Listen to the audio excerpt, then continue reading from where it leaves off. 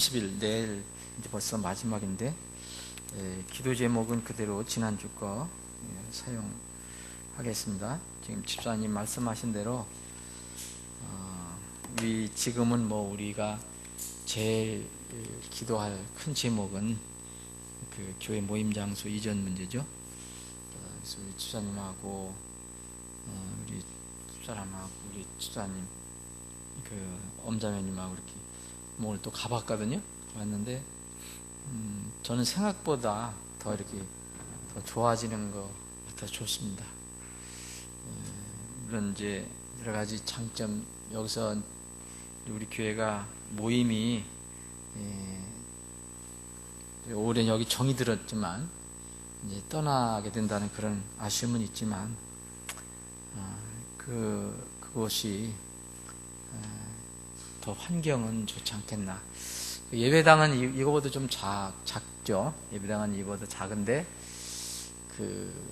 이 식당 교제실은 더 큽니다. 오늘 보니까 더 크고 또 같은 층에 이렇게 연결이 되어 있어서 더 편리하고 또 지하에 주차장도 넉넉하고 지하 주차장이 없더라도 주위에 거기는 얼마든지 이렇게 자유롭게 될 수 있는 곳이기 때문에 그리고 또 이제 약간 요새 전원교회도 많이 생기잖아요. 전원 기분도 좀 나고 시골스러운 분위기도 나고 그래서 아마 여러분들이 좋아하실 겁니다. 그래서 지금 김 집사님 애를 쓰시는데 우리 여기를 디자인을 했던 이 앞에 디자인 참 멋있잖아요. 그죠? 거기 비교하면 참 여기 잘하는데 그걸 했던 우리 전에 하셨던 분이 또 똑같이 이번에 또 해주시니까 정직하게 하시는 분이라 참 마음이 이렇게 놓입니다. 앞으로 15일 동안 이 인테리어 모든 작업이 잘 될 수 있도록 여러분들이 좀 집중적으로 그렇게 기도를 해 주셨으면 좋겠습니다. 그래서 15일 날 이사를 하고 16일 날 우리가 정리를 하고 17일 날 거기서 첫 예배를 드리는 걸로 그렇게 하였습니다.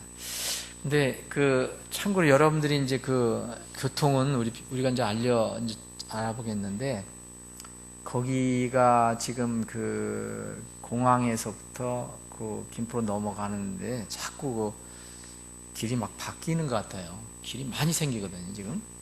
그래서 저도 오늘 가다가 또 한번 헤맸는데, 이제 그게 완전히, 이제 거기 또 지금 만들고 막 그러는데, 그게 되면은 더 좋아질 것입니다. 그래서 차 운전하시는 분들은 그거를 좀 생각을 하셔야 될 것 같아요. 특별한 기도 제목은, 특별하게 없고요. 요새 이렇게 나오시는 우리 교회에 방문하시는 분들, 크게 이제 두 가정이 있는데 이윤숙 자매 가정하고 화성기 어르신 그리고 아들 부부 이렇게 그 가정을 위해서 좀 기도해 주시고요. 두마 목사님이 11월 5일 날 어깨 수술을 합니다. 그래서 그 부분을 위해서 기도해 주시고 김상균 형제가 아랍에미레이트 파병을 신청했는데 될지 안 될지 모르지만 되면은 이 부분을 위해서도 여러분들이 기도를 해 주셨으면 좋겠습니다. 이제 파병이 된다면 이제 파병 끝나면 제대가 된다고 합니다. 계속 기도하는 시간 갖겠습니다. 그래서 지금 말씀 요한복음 10장을 보겠습니다.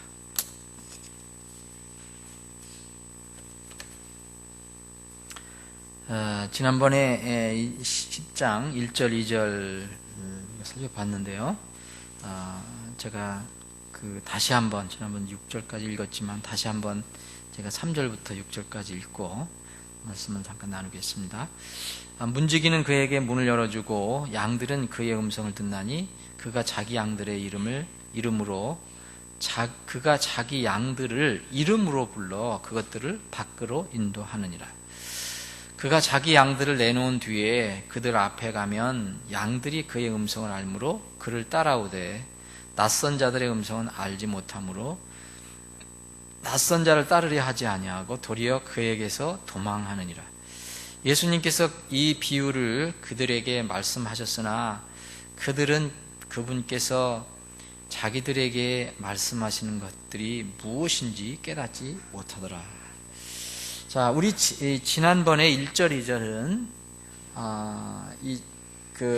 주님께서 먼저 목자의 정체를 파악할 수 있는 방법을 간단하게 말씀해 주셨죠. 문으로 들어가야 하느냐, 아니면 이제 다른 길로 넘어가느냐. 그래서 참 목자와 도둑이나 강도, 이게 거짓 목자를 얘기하는 거죠.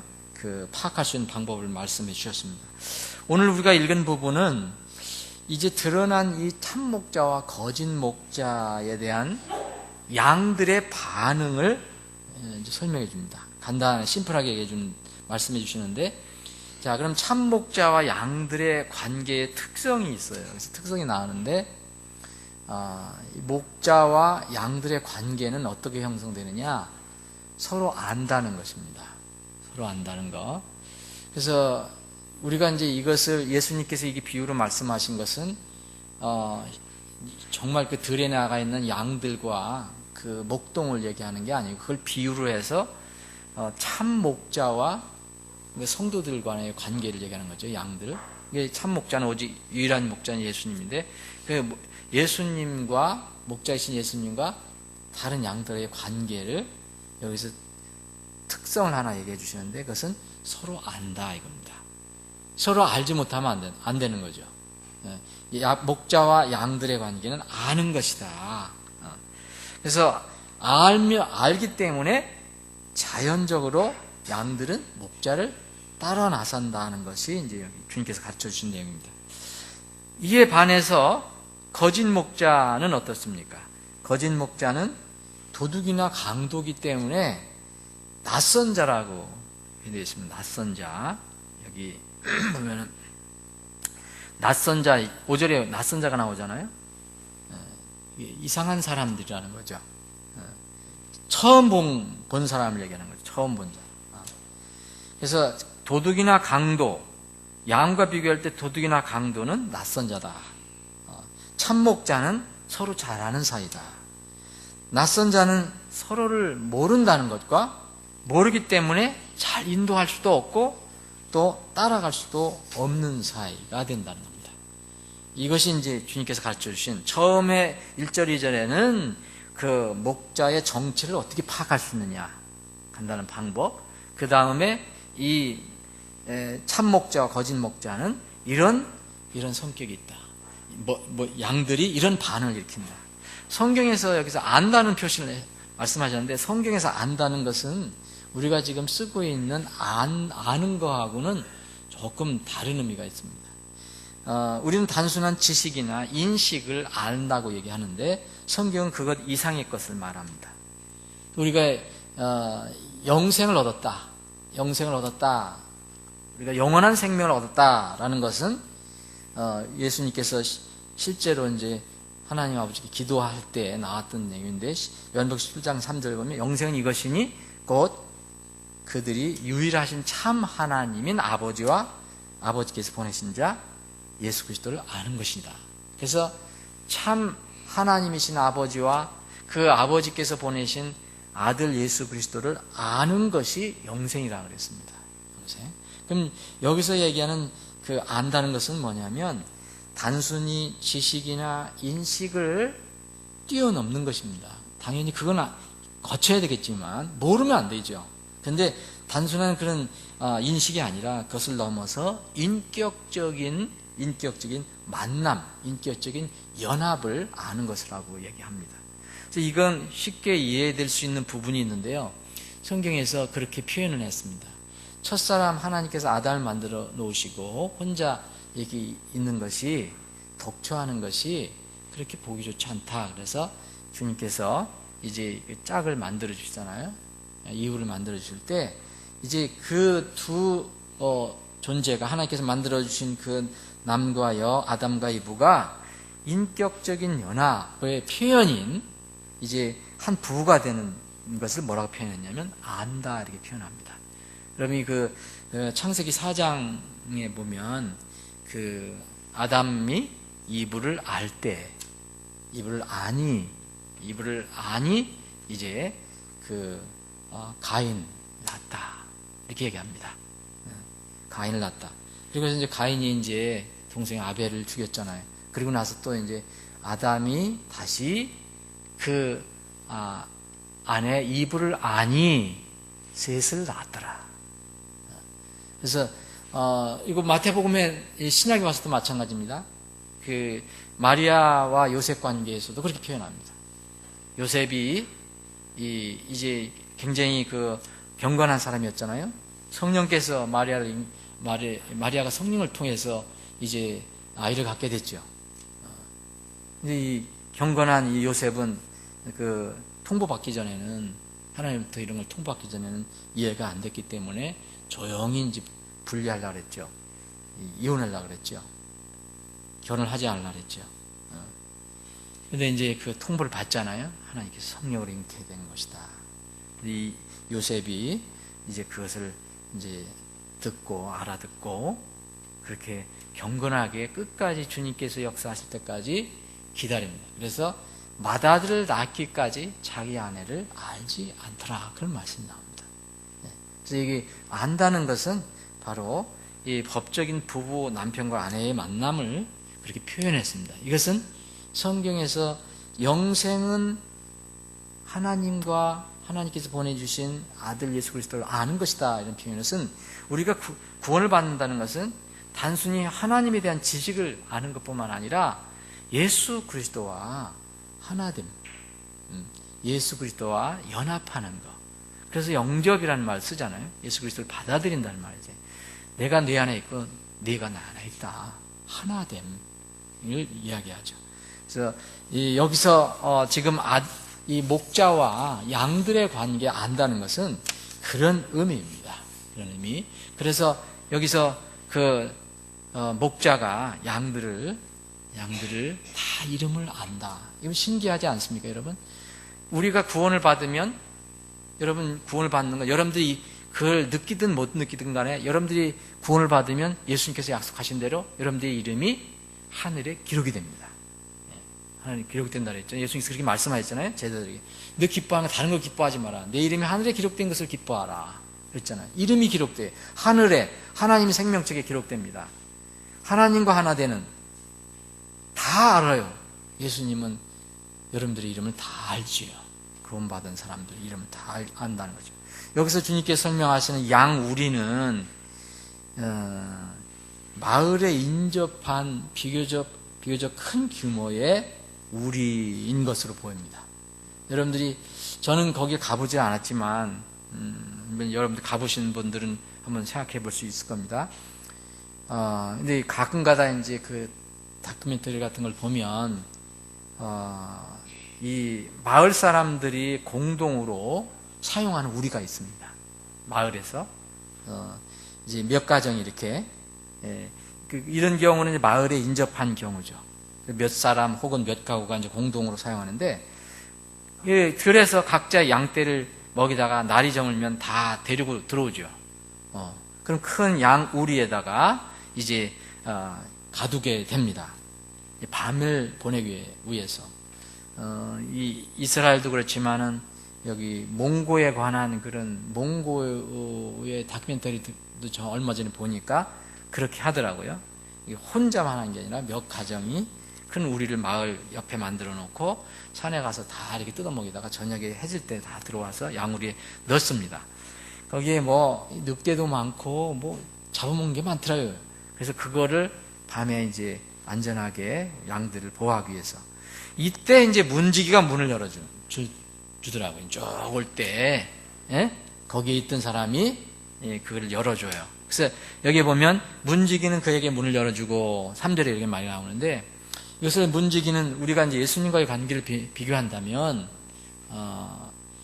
예수님께서 우리를 인도하실 때 누가 해주실까? 이건 뭐 그 하나님일 수도 있고 흔히 이제 성령 하나님이 아니냐 이렇게 해석할 수도 있습니다. 어떻게 해석하든지 간에 그런 상황에서 그때 그 몇 가구가 몇 가정이 큰 양우리를 만들어 놓고 사용할 때 그 그림을 그려볼 수가 있습니다.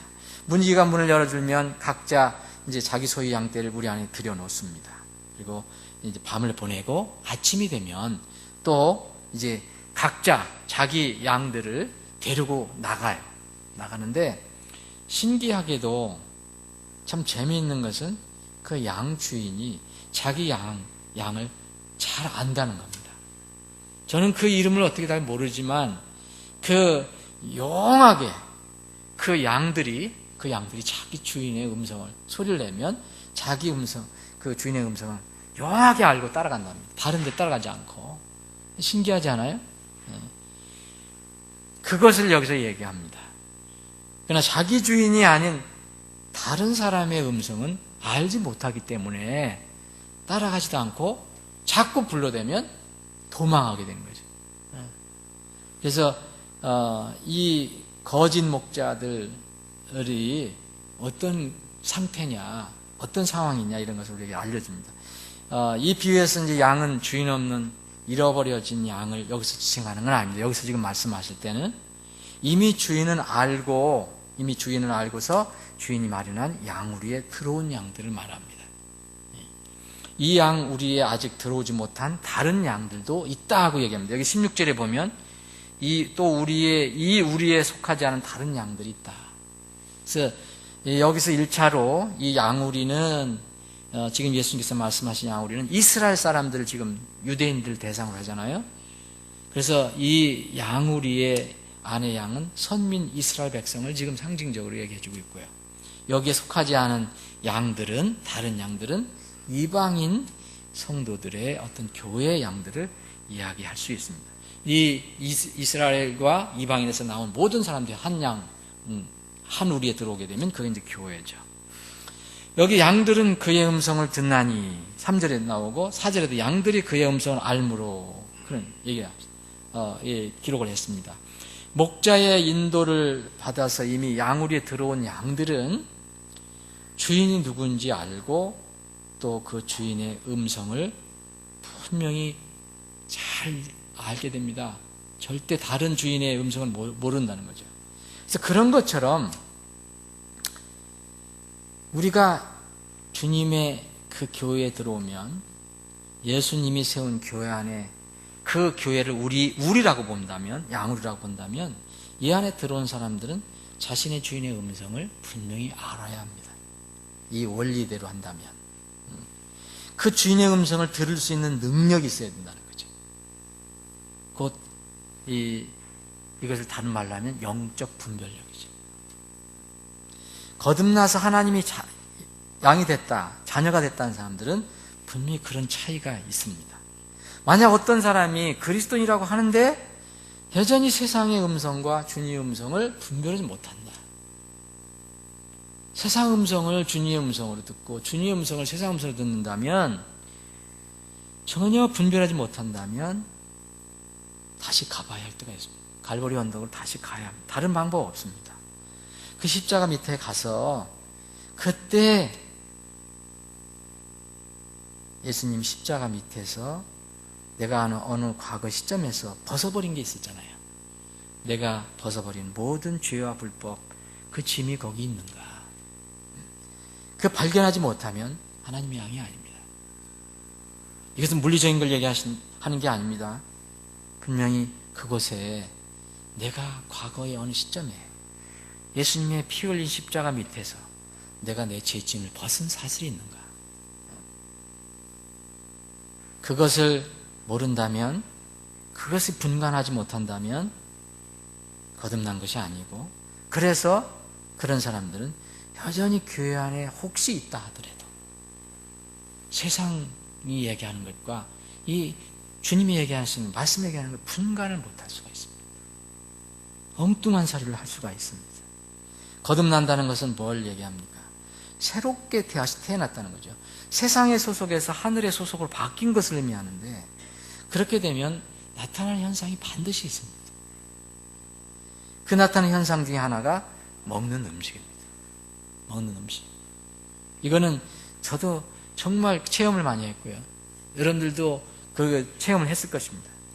이제 거듭나면 사람들마다 조금씩 차이는 있지만, 정도의 차이는 있지만, 이제까지 즐겁고 맛있었던 것이 이상해져요. 못 먹게 돼요. 점점 자라면은 도무지 못 먹습니다. 저도 거듭나고 나서 그런 현상이 몇 번 있었습니다. 저건 아닌데, 저건 내가 먹을 게 아닌데. 예? 거듭나면 최소한 옛 음식, 그건 나의 육신만 살찌우고 영은 쇠약하게 하는 음식은 더 이상 먹지 못하게 됩니다. 육이 강한 사람도 그런 현상은 있습니다. 그런 음식을 먹으려면 배가 받아들이지 않고 억지로 먹으면 토해내게 됩니다. 여러분, 확실히 거듭난 상태에서 예를 들어서 성당에 가서 그 얘기를 할 때는 미사를 드린다고 생각해보십시오. 그러면 견딜 수 있겠습니까? 참아주는 것이고 그런 거지만, 여러분들이 정말 그걸 뭔가 믿고 무엇을 얻기 위해서 거기에 앉아 있을 수는 없어요. 불가능합니다. 그래서 거듭난 영은 자연스럽게 신선한 하늘의 양식을 찾게 되어 있습니다. 안에 성령님이 있어서. 그래서 베드로 사도는 이렇게 얘기한 겁니다. 그러므로 모든 악의와 모든 교활함과 위선과 시기와 모든 비방하는 말을 버리고 새로 태어난 아기들로서 말씀에 순수한 젖을 사모하라. 새로 태어났다면 이제 먹는 음식이 바뀌어야 되는데, 그것은 뭐냐? 말씀의 순수한 젖이다. 이것은 너희가 그것으로 말미암아 성장하게 하랍니다. 너희가 주의 은혜로우심을 맛보았으면 그리하라. 여기서 이 말이 의미가 있습니다. 너희가 주의 은혜로우심을 맛보았으면 그리하라. 예, 은혜를 맛보지 못한 사람, 먹어보지 못한 사람은 그걸 그리하라 해도 안 되죠. 주의 은혜를 먹어본 사람, 그렇게 하라라고 얘기합니다. 말씀의 순수한 젖을 삼아라. 구원은 분명 하나님의 은혜로 얻는 것이지만, 일단 그 은혜를 맛을 보게 되면, 그것을 한번 먹게 되면 이제는 새로 태어난 아기로, 하나님의 아기로서 말씀의 순수한 젖을 사모하게 되고 그것을 양식으로 삼게 됩니다. 점점 크게 되면 이제 그 순수한 이 말씀의 젖보다 이제 말씀의 딱딱한 음식까지도 먹는 거예요. 젖에서 이제 이 고체 음식을 먹는 것뿐이지 순수한 하나님의 말씀은 똑같습니다. 여기 6절에 보니까 예수님께서 이렇게 정체를 얘기해 줬고, 정체가 드러난 참목자와 거짓 목자에 대한 그 양들의 반응에 대해서 말씀해 주셨는데도, 안타깝게도 예수님께서 전해주신 이 첫 비유는 들은 사람들이 무엇이 의미하는지 깨닫지 못했습니다. 주님께서 진실로 내가 너에게 이르노니 이렇게 얘기했잖아요. 1절에. 이건 굉장히 중요한 것이다. 그래서 비유를 통해서 이렇게 가르쳐 주신 건데, 이것은 경고하신 것이 되고, 또 도둑과 강도 그리고 양들의 목적을 분명히 분별하라고 알려주신 건데 깨닫지 못했다고 되어 있습니다. 세상 사람들은 잘 분별하지 못해도 이 거듭난 사람, 은혜를 한번 먹어본 사람은 알 수 있습니다. 이런 분별력이 우리가 갖춰져야 된다. 이런 분별력이 있어야, 영적인 분별력이 있어야 내 자신은 물론이니와 나 자신은 물론이와 내 자신이 둘러싸여 있는 가족에게도 영적인 위험을 막아줄 수가 있습니다. 영적인 분별력 없으면 정말 영적인 위험 막아줄 수 없어요. 사랑하는 여러분, 이 6절까지 이제 다음에는 주님께서 다시 이제 비유로 다시 깨닫지 못한 사람들에게 다시 얘기를 해주시죠, 직접적으로. 근데 이제까지의 말씀을 통해서 우리가 생각하는 것은 분별력, 이런 영적 분별력이 우리에겐 중요하다. 사랑하는 여러분, 우리는 이런 영적 분별력이 있는지 살펴볼 필요가 있습니다. 그래서 그 영적 분별력이 있으면 이제 나 자신뿐 아니라 다른 사람들도 도와줘야 한다는 거죠. 영적 분별력으로. 여러분들이 영적 분별력이 더 강하고 더 예리하고 더 분명할수록 다른 사람을 도와주기가 좋습니다. 흐리멍텅하고 분별이 잘 안 되면 다른 사람 도와주지 못하죠. 눈이 먼 자가 소경이 인도하면 똑같이 홈통에 빠진다고 그랬습니다. 우리는 분명히 눈이 먼 자가 아닙니다. 그렇다면 우리를 통해서 또 인도함 받는 사람들이 분명히 있을 것입니다.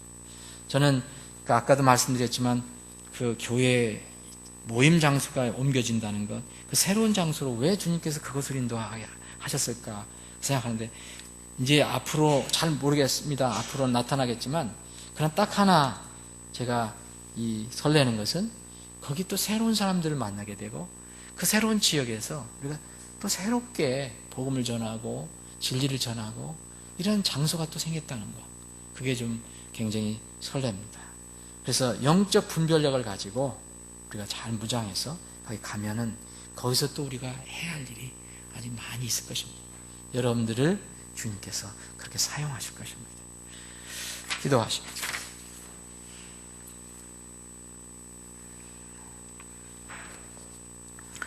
아버지 하나님, 오늘 한날도 주의 은혜 가운데 살게 하신 것, 이 저물어가는 이 시간까지 주의 은혜 가운데 살게 하신 것 감사합니다. 이 남은 시간에도 주님 함께 동행해 주시길 원합니다. 우리 교회의 사랑하는 성도들이 가장 중점적으로 지금 주님께 기도하는 제목이 있습니다. 여러 가지 제목이 있다면 그 중에 하나는 우리 교회 예배당을 옮기는 그런 일입니다. 지금 모든 작업이 잘 이루어지게 하심을 감사합니다. 끝까지 지켜주시고 또 수고하는 손길 기억해 주셔서 피곤하지 않게 도와주시고 지치지 않게 도와주시고 또 직접 손으로 또 몸으로 그 작업을 하는 인부들에게도 함께 해주셔서 지혜를 주시고 능력을 주셔서 우리가 거기서 머무는 그 장소가 아름답게 꾸며질 수 있도록 주님께서 도와주시길 간절히 원합니다. 아버지 하나님, 우리 교회를 이제 찾고 있는 최근에 방문하는 가족들이 몇 가정이 있습니다. 저들의 가정을 기억해 주시고 저들이 교회에 잘 정착할 수 있도록 구원받아야 할 가족도 있습니다. 그 가족 구원시켜 주시고 교회에 잘 이제 더해질 수 있도록 주님께서 역사해 주시길 간절히 원합니다. 아버지 하나님, 신진성 형제의 간절한 기도 제목이 있으면 들어주시옵시고 또 우뚱한 목사 다음 이제 화요일 어깨 수술을 받습니다. 수술이 깨끗하게 잘 되어서 이젠 다시는 그런 통증이 없고 건강한 몸으로 사역할 수 있도록 도와주시길 원합니다. 은혜가 지금 어려운 가운데 있습니다. 주님이 도와주시지 않으면 우리 힘으로 할 수 있는 것이 아무것도 없습니다. 은혜의 그 앞길을 밝히 열어주시고 치료하는데 어려움이 없도록 끝까지 도와주시길 간절히 원합니다. 상균 형제 파병 신청을 한 상태입니다. 결과가 어떻게 나올지 모르지만 주님이 원하시는 방향으로 결정해 주시고 그 결과에 따라서 하나님께 영광을 돌리는 우리 형제가 될 수 있도록 도와주시길 원합니다. 멀리 이제 서해 바다에서 근무하고 있는 성민 형제도 기억해 주시길 원합니다.